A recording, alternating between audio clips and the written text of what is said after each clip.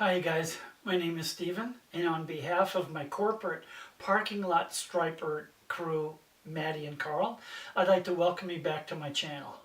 And speaking of welcomes, I'd like to welcome especially the 100 new LinkedIn connections I've made in the last month. I have a special message for you guys at the back of this tape, so please stick around and take a look at it. It'll just take a few minutes. Today I want to take up the following question. How is it possible that a measuring device that has such a long and venerable history, that the U.S. patent for it was granted during the U.S. Civil War, in other words, a long time ago, and a device that has an onboard analog bias compensation feature, how could something like this never be capable of producing traceable results? You know, when I do these videos, I often think of someone probably in the British Isles who's taken a look at the first minute or two or just the title and saying, what is he on about now? Well, here's what I'm on about. A tape measure. The first U.S. patent for a tape measure was granted during the American Civil War, a long, long time ago.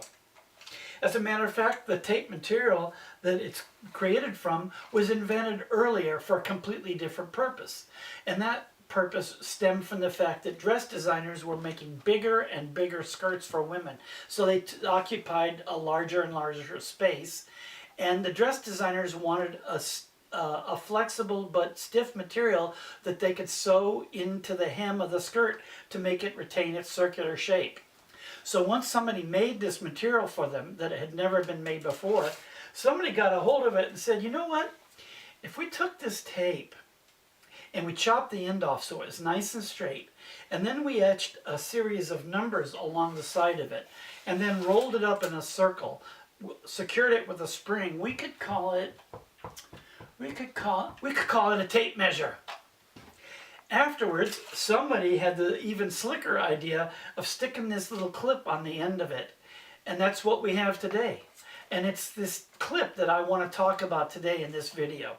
It has a couple of really neat features. The first one is many measuring tape manufacturers put a sharp edge on this clip so that you can etch soft materials to mark them so you can see where you started your measurement if you're in the middle of a field.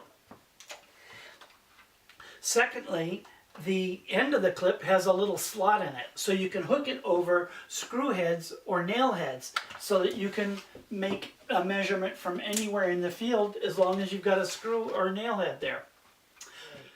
The last feature of this clip is the one that I want to speak to today, and it's the heart of my video. The fact is that this clip is not firmly attached to the end of the tape. It kind of looks like they tried to rivet it, but they didn't do a very good job, so it's sloppily attached. It slips back and forth. No, that's actually on purpose. Why do they do that? Well, as simple as this thing appears, it's capable of making two intrinsically different kinds of measurements. The first one is one I might call an inside measurement. Suppose we want to measure from here to here somewhere. Well, we push the tape up to the beginning of the feature, make our measurement, and we're good to go.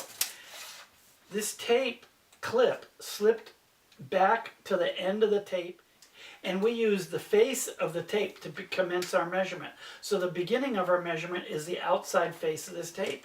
Now suppose we want to make what I'd call an outside measurement. We go to the outside of the feature, clip onto it, make our measurement. In this case, the clip slipped to its outermost position, and we use the inside face of the clip to make our measurement. So it slips back and forth. That slippage of the thickness of the clip is what allows us to not worry about bias. Now, what am I talking about? If this clip were fixed in one particular position or the other, when we made either this measurement or this measurement, we'd be off by the thickness of the clip. That's why it slips back and forth, to allow us to make either kind of measurement without installing a bias. So let's talk about the way that would graph. Suppose we were faced with a situation where we really wanted an accurate inside measurement. So instead of making our measurement one time, we make it 15 times or 35 times or 50 times. Here's the way our data would plot. Pretty cool. Gaussian or normal normal distribution with the most likely result from our process right here in the center where we'd expect to see it. Now suppose we used a tape whose clip was fixed in either one position or the other, and we grabbed the wrong one to make our inside measurement. We would be installing a bias. The same is true if we grabbed the wrong tape and made an outside measurement. We would be installing another kind of bias. This is the way they would plot. Now, just because I said the thickness of the tape is a 1/16 of an inch doesn't mean that you get to subtract a 1/16 of an inch from the biased data and get back to a normal distribution without any bias.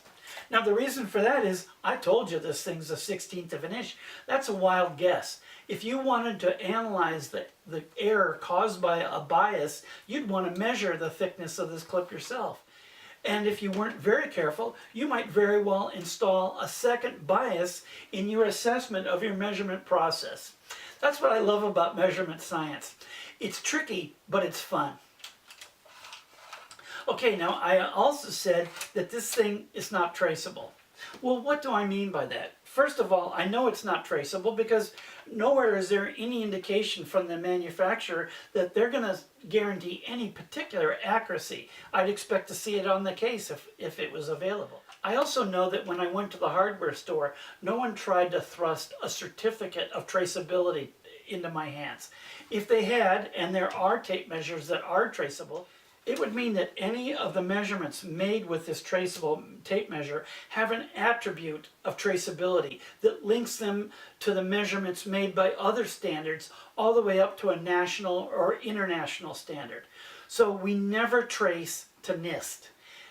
We might trace to a standard held and maintained by NIST that does provide its own set of traceable measurements. That's the linkage.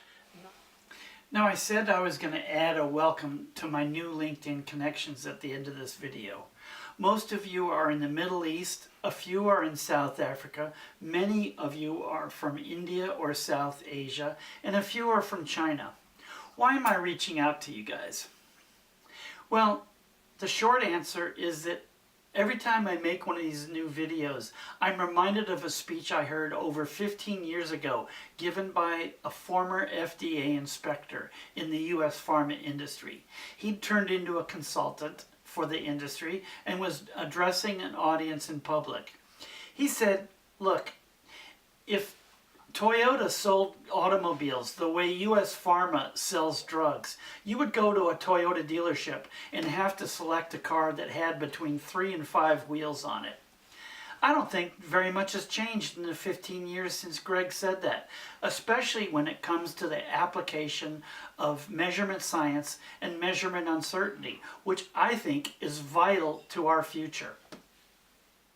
Now, I understand that you all have your own blind spots and your own prejudices. I'm just hoping that they don't match the U.S. Pharma's blind spots and their prejudices. Here's the problem that I think we face. When I look at the populations of the Middle East, Africa, India, and China, we're looking at 4 billion people. Just for the sake of argument, let's say that over the next decade, those 4 billion people are going to produce 500 to 1 billion new customers for pharma products. Western pharma is not ready for that.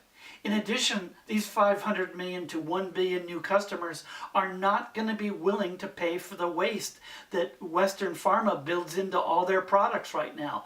They're not going to be able to afford it, and yet they're going to provide incredible sales pressure on this industry. To me, the sensible way forward is to integrate what we have with what we're going to need to have in the future, using your skills and our skills together. I'm going to keep on making these videos.